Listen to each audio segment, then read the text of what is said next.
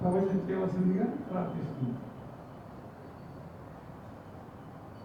స్వామి వెళుతూ మైనాకుడు నమస్కారం అడ్డుగా నిలబడతాడు. ఆ అడ్డుగా నిలబడితే ఆ కొండని ఢీకొట్టి ముందుకు వెళ్ళిపోతుంటే, ఆగు ఆగు హనుమా, ఆగు ఆగు, సాగరుడు పంపగా వచ్చిన వాడిని, నువ్వు అలసిపోయి ఉన్నావు, కొద్దిసేపు విశ్రాంతి తీసుకొని వెళ్ళానని చెప్పనంటే, ఏదైనా ఆహారం ఎప్పుడో తీసుకొని ఉన్నావు కదా, చాలా దూరం వచ్చావు నువ్వు, అందువల్ల ఆకలి ఏర్పడకుండా ఉండటం కోసం కానని చెప్పనంటే, ఒక్కటి గుర్తుపెట్టుకోండి, నువ్వు ఇచ్చింది నేను తీసుకున్నాను అనుకో, ప్రీతోస్మి, సంతోషం, తిన్నానని అనుకో, వాళ్ళని అనుకో, కాసేపు ఉన్నానని అనుకో, ఇవన్నీ నీ ఆతిథ్యాన్నంతా నేను స్వీకరించాను, అవునా, వస్తాను.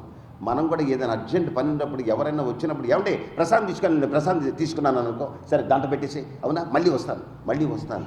ఏ విధంగా అయితే వడివడిగా వెళ్ళిపోతూ ఉంటామో ఆ విధంగా అట్లా మాట చెప్పేసేసే, ప్రీతోస్మే, సంతోషపడ్డాను, అవునా, తీసుకున్నట్లే, గ్రహీణ అభి అని చెప్పనని మొత్తం తీసుకున్నట్టుగా భావన చెయ్యి, ఇక్కడ ఉన్నాను, విశ్రాంతి తీసుకున్నాను, నీ ఆతిథ్యాన్ని స్వీకరించాను, సంతోషించాను, మరలా వస్తాను, రామకార్యం మీద వెళ్తున్నాను. అది ఒక కార్యం మీద వెళుతున్నప్పుడు మధ్యలో ఎన్నైనా మనకి ఆటంకాలు కలగవచ్చు, లేదా మన యొక్క ఇంద్రియ నిగ్రహం లేకపోవటం వల్ల తిండి తినేసి వెళ్దామని చెప్పని అనుకోవచ్చు. నేను ఒక్కటే మాట నా హనుమ అనుకుంటాడు, అది రాముడి యొక్క బాణం ఎట్లా వెళుతుందో వదిలిన తర్వాత ఆ విధంగానే నేను వెళతాను అని అన్నాడు. మహేంద్రగిరి పర్వతం మీద బయలుదేరి వెళ్ళాడు కూడా. యథా రాఘవ శరహ శ్వసన, వాయువేగంతో రాముడి యొక్క బాణం ఏ విధంగా వెళుతుందో నేను ఆ విధంగా వెళుతున్నాను. రాముడి యొక్క బాణం వెళుతున్నప్పుడు ఎక్కడా ఆగకుండా లక్ష్యాన్ని ఏ విధంగా అయితే చేరుతుందో, అది బాణం గొప్పతనమా, రాముడి యొక్క గొప్పతనమా? బాణం గొప్పతనం అయితే ఎవడేసినా కూడా వెళ్తుంది. అక్కడ రాఘవుని చేతి ద్వారా వెళ్ళిన బాణం కాబట్టి, ఆ బాణం ఏ బాణమైనా సరే నిర్వీర్యం అవ్వచ్చు, కానీ రామబాణం వదిలిన తర్వాత ఇక అది లక్ష్యాన్ని తీరుకొని మళ్ళీ వెంటనే వచ్చేస్తుంది.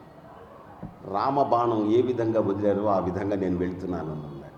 రామబాణానికి తిరుగులేదు, రామనామానికి తిరుగులేదు. అందువల్ల ఆ రామనామాన్ని తలుచుకుంటూ అట్లా వెళ్ళిపోతుంటాడు అన్నమాట. ఆ తర్వాత సింహం కానే దేవతలు గంధర్వులు అందరూ కలిసి పరీక్ష పెట్టాలని చెప్పనని సింహకానే ఒక నాగ కన్యని, నువ్వు వచ్చి పరీక్ష పెట్టాలని చెప్పనని, ఎట్లా ఉంటాడో చూద్దామని చెప్పినాను. వెంటనే ఆంజనేయ స్వామి అలా వెళుతూ ఉంటే ఆ నీడను పట్టి కిందకి లాగే శక్తి ఆ సింహంకి ఉంటుందన్నమాట. ఎప్పుడైతే ఆ విధంగా ఆ సింహక వెంటనే ఆంజనేయ స్వామి యొక్క ఆ నీడను బట్టి కిందకి లాగుతుందో, నా వేగం తగ్గింది అనే భావన ఏర్పడింది. వేగం తగ్గుతూ ఉందని, ఏయ్ ఎవరు నువ్వు, ఆగో అని చెప్పాను. మరలా మామూలు దేహం పెద్ద చేయటం, మళ్ళీ లోపలికి వెళ్ళి పరిమాల మళ్ళీ బయటకు వచ్చేసేస్తాడు. వాటన్నిటి చీల్చుకుంటూ బయటకు వచ్చేస్తాడు. ఎప్పుడైతే ఆ బయటికి రావడం జరిగిందో వెంటనే వాయువేగంతో వెళ్ళి లంక దగ్గరికి చేరుతాడు. అక్కడికి వెళ్ళిన తర్వాత ఆ కోట, రావణాసురుడి యొక్క కోట బురుజుల మీద అలా కూర్చున్నాడు. తన రూపాన్నంతా కూడా ఒక చిన్న వానరంగా మార్చి కూర్చున్నాడు. అంత పెద్ద రూపం కలిగిన ఆంజనేయ స్వామి తగ్గి కూర్చున్నాడు. అలా లోపల చూశాడు, అలా బయట చూశాడు, ఇలా చూస్తూ ఉంటున్నాడట. ఎటువంటి భవనాలు, ఎటువంటి హర్మ్యాలు అని చెప్పనని ఒక్కసారిగా లోపలికి వెళ్ళాలి. ఇక్కడ లంకిని ప్రవేశిస్తుంది. ఏయ్ ఆగో, ఎక్కడికి వెళ్ళేది నువ్వు? నా యొక్క దృష్టి దారి తప్పి ఒక్క చిన్న కీటకం కూడా లంకలోకి ప్రవేశించలేదు అనుకుంటున్నామేమో. రాయిడ్దా, కూర్చో. ఎవరు నువ్వు? ఎక్కడి నుంచి వచ్చావు? దేనికోసం వచ్చావు నువ్వు?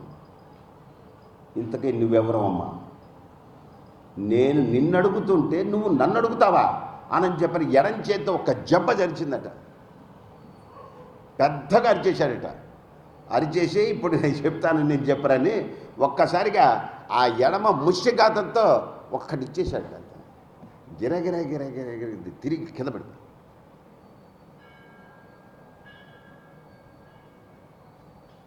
లేచి కొద్దిసేపటికి లేచి వచ్చాను.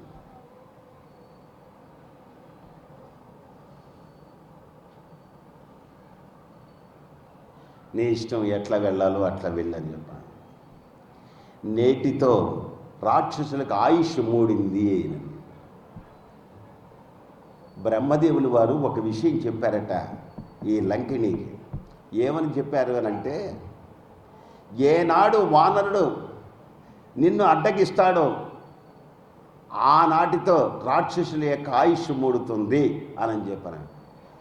నువ్వు నాకు ఒక ముష్టిఘాతాన్ని ఇచ్చావు అంటే అర్థం ఏమిటంటే రాక్షసులకు మూడింది, ఇక నువ్వు బయలుదేరచ్చు, నువ్వు ఎట్లా స్వేచ్ఛగా నువ్వు వెళ్ళిపో అని చెప్పానంటే అక్కడ నుంచి ఎడమ పాదం పెట్టి మరీ వెళ్తాడు లోపలికి.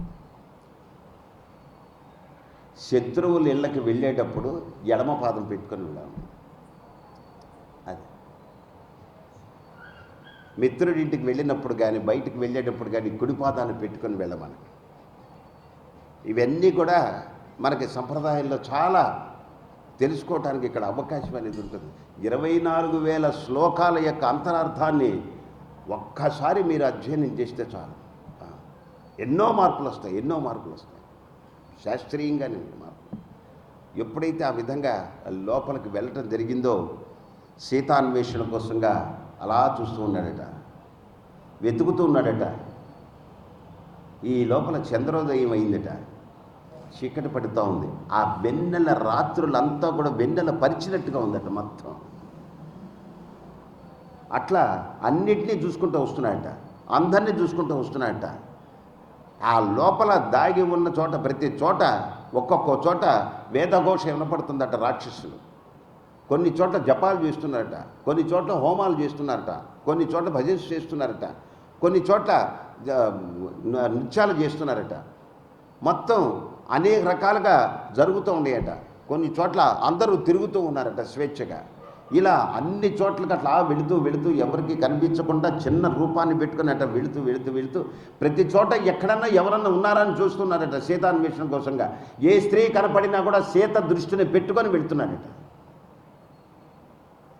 అలా తిరుగుతూ తిరుగుతూ తిరుగుతూ ఒక చోట రావణాసురుడి యొక్క అంతఃపురానికి చేరుకున్నాడట. పైకి చూస్తూ ఉన్నాడట. ఎంతోమంది స్త్రీల మధ్య ఒక కానుగ చెట్టు మాదిరిగా నల్లగా పడి ఉన్నాడట. ఒకడు సంస్కారహీనంగా పడిపోయి ఉన్నాడట. ఎంతోమంది స్త్రీలు అట్లా వాడు చుట్టూతో చేరి ఉన్నారట సంస్కారహీనంగా. అలా చూస్తూ ఉన్నాడట, ఎక్కడా కనపడలేదని. అవును, స్త్రీలను ఆ విధంగా చూడకూడదు కదా, అధర్మం కదా, దోషం వస్తుంది కదా అని అనుకున్నాడట. ఎంత తప్పు చేశాను, అనవసరమైన దోషం వచ్చి పడింది అని చెప్పని అనుకొని, అయినా సీతను చూడాలంటే, జానకిని చూడాలంటే స్త్రీల మధ్య కదా చూడాల్సిందే. సీత దృష్టితో చూశాను కాబట్టి నాకు దోషం లేదని. అది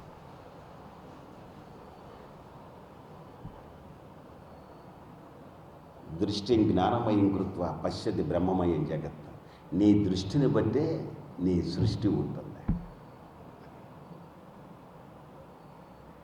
నువ్వు భగవత్తత్వంతో ఎప్పుడైతే చూచావో నీకు కనిపించేదంతా బ్రహ్మమే. దృష్టి జ్ఞానమయం కృత్వ, నువ్వు ఏ జ్ఞాన దృష్టితో నువ్వు చూచావో, పరమాత్మ జ్ఞానంతో చూశావో, సృష్టి అంతా కూడా బ్రహ్మమయంగా కనపడుతుంది. కాబట్టి నేను జానకిని దృష్టిలో పెట్టుకున్నట్లా చూస్తూ ఉన్నానని చెప్పాను. అలా చూసి చూసి ఒక చోట ఒక అందమైన స్త్రీ కనపడగానే అమ్మయ్య సీతను చూచాను అని అనుకున్నాడట. చాలు, ఈ జన్మ చరితార్థమైందని అనుకున్నాడట. అనుకొని ఒక్కసారిగా మళ్ళీ ఆలోచన పడ్డాడట. ఇదేమిటి, జానకి కాదు, సీత కాదు, కానే కాదు. ఎందుకో తెలుసా, పరపురుషుడిని సైతం కూడా తలుచుకోదు, మనసులో కూడా తలుచుకోదు. రాముని యొక్క భార్య ఆ విధంగా ఉండదు. పొరపాటు అయిపోయిందని అక్కడి నుంచి బయలుదేరి మొత్తం మిగిలిన చోట్లంతా వెతుకుతూ వెతుకుతూ వెతుకుతూ ఇప్పుడు ఏం చేయాలి, సీతాన్వేషణ కనపడలేదు, జరగలేదు.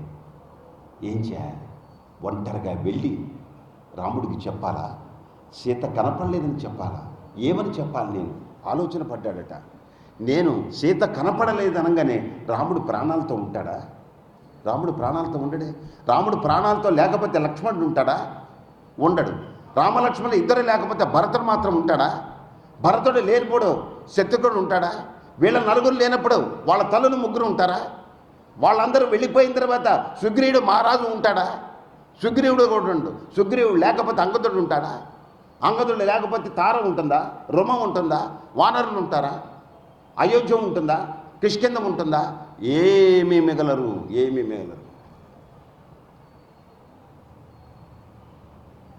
ఒక్కసారిగా మరలా నమస్కారం చేసుకునేట. నమోస్తు రామాయ స లక్ష్మణాయ, నమోస్తు దేవీ జనకాత్మజాయ. రామా, సీత కనపడేటికి చెయ్యవయ్యా, ఇదంతా నీ చేతిలోనే ఉంది. నమోస్తు రామాయ స లక్ష్మణాయ. లక్ష్మణ, నువ్వన్న చెప్పవయ్యా. నమోస్తు దేవ్యై జనకాత్మజాయ. అమ్మా, నాకు వెతకట కనపడలేదు, నీ అంతా నువ్వు నాకు కనపడేటట్టుగా అనుగ్రహాన్ని ఇవ్వమ్మా. నువ్వే నా ముందుకు వచ్చి కనపడేట్టుగా చూడమ్మా అని చెప్పి నమస్కరించి. నమోస్తు యమానిలేభ్య. యమధర్మరాజుకు నమస్కారం చేస్తున్నాడట. జనకసుత ఉండేటట్టుగా చూడండి. అనిల, వాయువు, అగ్నిదేవుడికి అందరికీ నమస్కారం చేస్తున్నట్ట. రుద్రుడికి నమస్కారం చేస్తున్నట్ట. అందరికీ నమస్కారం చేసి